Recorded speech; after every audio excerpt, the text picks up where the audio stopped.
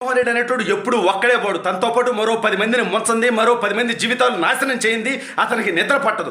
ఈసారి ఏకంగా జగన్మోహన్ రెడ్డి బుక్ అవ్వడమే కాదు, తను ముఖ్యమంత్రి అవడానికి కారణమైనటువంటి తన సన్నిహితుడు కేసీఆర్ని కూడా అడ్డగోలుగా ఆధారాలతో సహా బుక్ చేసేశాడు. ఇద్దరూ కలిసి జైలుకి వెళ్ళేటువంటి పరిస్థితి వచ్చేసింది. అసలు ఇంతకీ ఇద్దరు ఎక్కడ బుక్ అయ్యారు, ఏంటా కథ అనేది ఈ వీడియోలో వివరించబోయే ముందుగా ఇప్పటి వరకు మన ఛానల్ సబ్స్క్రైబ్ చేయని వాళ్ళు ఖచ్చితంగా సబ్స్క్రైబ్ చేయండి, మరో 10 మందితో చేయించండి. ఇక విషయానికి వస్తే, జగన్మోహన్ రెడ్డి గతంలో తన తండ్రి అధికారంలో ఉన్నప్పుడు చేసినటువంటి 420 డెకాయిట్ పనులకి అనేక మంది ఐఏఎస్లు, ఐపీఎస్లు, మంత్రులు, శాసనసభ్యులు, పారిశ్రామికవేత్తలు, వైసీపీ నాయకులు జైలు పాలయ్యారు. ఇప్పటికీ కోర్టు చుట్టూ తిరుగుతూ ఉన్నారు. సరే, గత 4 సంవత్సరాల 10 నెలలుగా చేసినటువంటి తప్పుడు పనులకి రాబోయే రోజుల్లో వేల మంది జీవితాలు జైలు పాలవబోతా ఉన్నాయి, బుగ్గి పాలవబోతా ఉన్నాయి. అది వేరే విషయం. అయితే జగన్ని నమ్ముకుంటే, జగన్తో పోతే ఎవడి బతుకైనా కాలిపోవాల్సిందే అంటానికి మరొక భారీ ఉదాహరణ లభించింది. ఇది సామాన్యమైనటువంటి ఉదాహరణ కాదు. ఆ పార్టీకి సంబంధించినటువంటి నాయకులు కాదు, ఐఏఎస్లు కాదు, ఐపీఎస్లు కాదు, పోలీసులు కాదు, ప్రభుత్వ అధికారులు కాదు. పక్క రాష్ట్రంలో ముఖ్యమంత్రిగా చేసి మాజీ ముఖ్యమంత్రి అయిన వెంటనే తుంటి ఎముక ఇరిగి ఆసుపత్రిలో బెడ్ రెస్ట్ తీసుకుంటూ అసెంబ్లీకి రావాలంటే రేవంత్ రెడ్డి ఏం మాట్లాడతాడో, ఎలా రియాక్ట్ అవుతాడో అతనికి సమాధానం చెప్పేటువంటి దమ్ము లేక ఫామ్ హౌస్లో తాగి పొచ్చుంటున్నటువంటి కేసీఆర్ కాకాకి జగన్మోహన్ రెడ్డి యొక్క కాక తగిలింది. జగన్తో ప్రయాణం చేసినందుకు కేసీఆర్ బుక్ అయిపోయాడు. ఇటీవల ఒక సంచలనమైనటువంటి తీర్పిచ్చింది కోర్టు. ఏమనంటే, ఎలక్ట్రోల్ బాండ్స్ విషయంలో ట్రాన్స్పరెన్సీగా ఉండాలి. అసలు ఎలక్ట్రోల్ బాండ్స్ అనే దాన్ని రద్దు చేస్తున్నాము. వందలాది వేలాది కోట్ల రూపాయల అధికారంలో ఉన్నటువంటి పార్టీలు దోచుకుంటున్నాయి, క్విడ్ ప్రోకోకి పాల్పడుతున్నాయన్న రీతిలో కోర్టు చెప్పడం జరిగింది. అయితే ఎక్కడే మతలబు ఉంది. బీఆర్ఎస్ పార్టీకి 960 కోట్ల రూపాయల దాకా, ఎంత అక్షరాల 960 కోట్ల రూపాయలు ఎలక్ట్రోల్ బాండ్స్ రూపంలో వచ్చాయి. మరి మన జలగన్నకి ఏమీ తక్కువ వచ్చాయా? లేదు, జలగన్నకు కూడా దాదాపు 400 కోట్ల రూపాయలు వచ్చేసినారు స్వామి. ఇదంతా కూడా బ్లాక్ మనీని వైట్ చేయటం, వీళ్ళకి ప్రభుత్వం నుంచి వాళ్ళకి లబ్ధి చేసినందుకు పారిశ్రామికవేత్తలు వైఎస్ఆర్ కాంగ్రెస్ పార్టీకి, బీఆర్ఎస్ పార్టీకి దోచిపెట్టినటువంటి డబ్బు ఇది. ఇక్కడ 900 కోట్లు, అక్కడ 400 కోట్లు. ఊరికే ఇస్తారా? వేల కోట్లు, లక్షల కోట్లు దోచుకోవడానికి అవకాశం ఇస్తే వాళ్ళకి డబ్బు ఆ పార్టీలకి ఫండ్ రూపంలో ఇచ్చుంటారు వీళ్ళంతా కూడా. అయితే దీనిపైన విచారణ జరిగేటువంటి పరిస్థితి.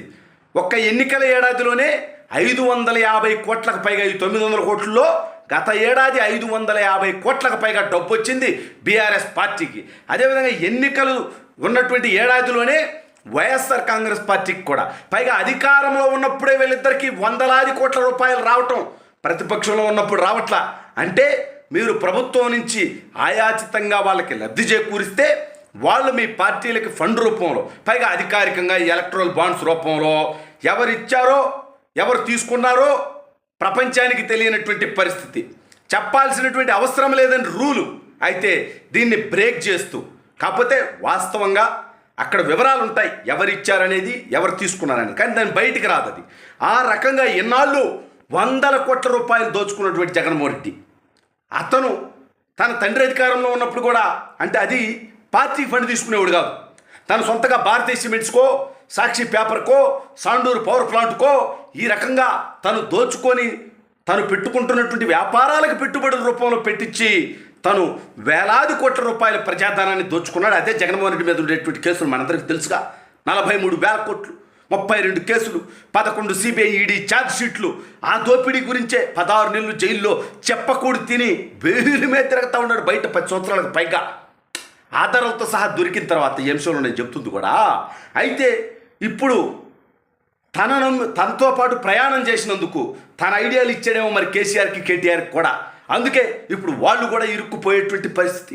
900 కోట్లకు పైగా డబ్బు పారిశ్రామికవేత్తల నుంచి ఎలక్ట్రోల్ బాండ్స్ రూపంలో మీకు వచ్చిందంటే ఎవరెవరి నుంచి వచ్చింది, వాళ్ళకు మీ ప్రభుత్వం నుంచి ఏమి లబ్ధి చేకూరింది అనే దాన్ని ఒక్కసారి కనుక లిస్టు ఇస్తే ఈ క్విడ్ ప్రోకో భాగోతం బయటపడిపోయి, ఇటు కేటీఆర్, అటు కేసీఆర్, వీళ్ళుంటే హరీష్ రావు, లేకుంటే కవితారావు, వీళ్ళు నలుగురులో ఎవరో ఒకరు, లేకపోతే నలుగురు, లేదా ముగ్గురు, లేదా ఇద్దరు జైలుకి వెళ్ళేటువంటి పరిస్థితి.